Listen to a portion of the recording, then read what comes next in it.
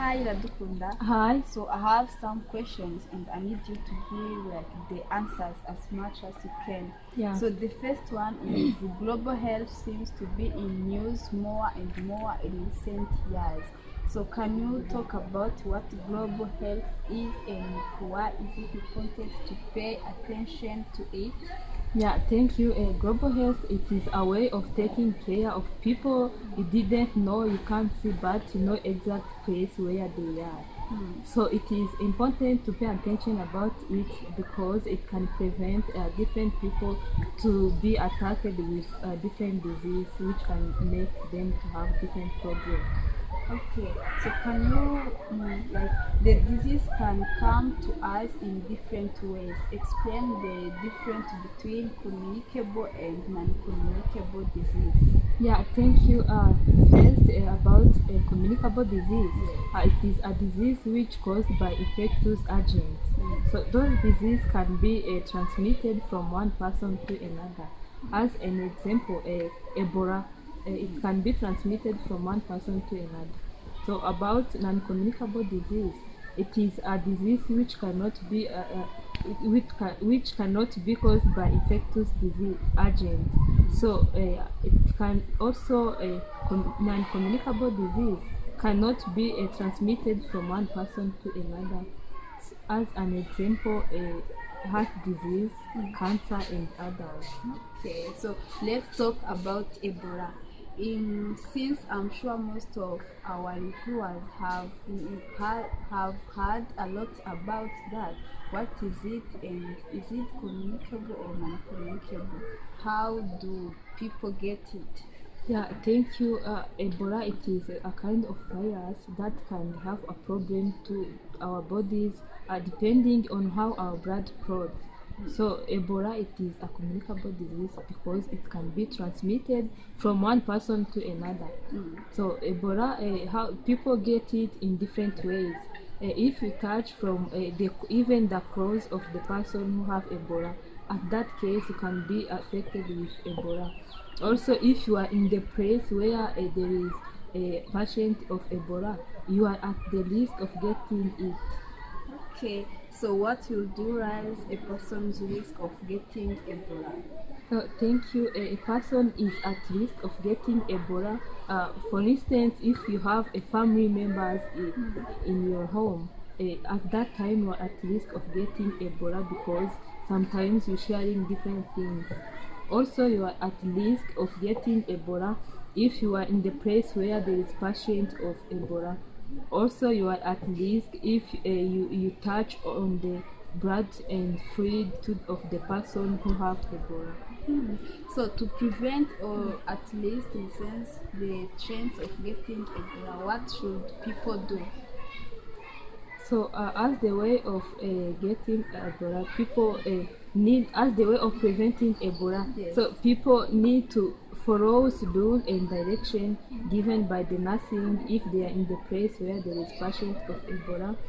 Also, they don't need to touch even the clothes of the person who have Ebola. Also, you don't need to share anything, even sleeping together with that person, because you can be attacked with it. So outbreaks such as the one related to Ebola can generate a lot of rumors and miscommunication, even panic about what the disease is. How is it transmitted and how likely people are to get it? Talk about the need for education people about fact versus mouth. So, as the way of educating different people about Ebola, so they need to know that Ebola, it is not a disease which can be hereditary in the family. Also, Ebola, it cannot be like a kind of non-communicable disease.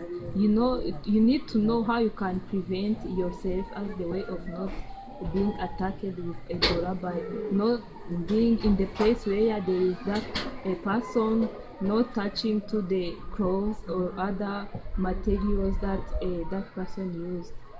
Okay, how about the complicates that arise for the right for the travels and the responsibility of government? So different people have their right of going in the country. Yes. So as the government, they need to set rules that people can follow as the way of preventing themselves. They need to set the law of saying that they need to make a health checkup before and after entering in the country. Okay, so let us talk about smoking and tobacco use, which is considered as a big World Health Program and raises similar issues to Ebola in terms of rights and responsibilities. Just about everyone knows that smoking harms health. What does it do to the body? Yeah, thank you. As the tobacco and smoking, it is a kind of abuse. Yes. So it have different consequences in our body. For instance, if you are a smoker, you are at risk of getting a cancer, being having a heart disease. Also, you can have like a white fingers. Also, if you are a woman and you are a smoker, at that time you get early menopause. Okay, so what about second-hand smoking? Explain what that is and how it affects people. Yeah, thank you. Second-hand smoking, it is a combination of smoke, and cigarette. Also, it can be like a smoke breathing. If there is a person who's smoking and he or she is respirating, and she give a breath, at that time it is a kind of second smoking. So how it affects people?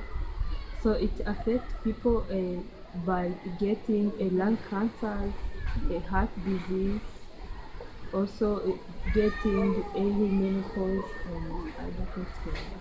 Okay, is people getting that like the disease through the person who is smoking or?